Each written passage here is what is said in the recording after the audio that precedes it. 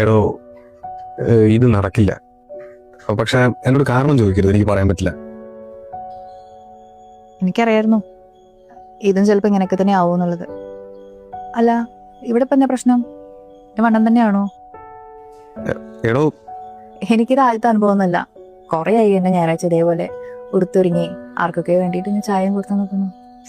അതൊന്നും പ്രശ്നമില്ല. തനിക്കല്ല പ്രശ്നം, പ്രശ്നം എനിക്കാ. പക്ഷെ അത് ഞാനിപ്പോൾ എങ്ങനെയാ പറയാ? ഓക്കെ, ഒരു കണ്ടീഷൻ.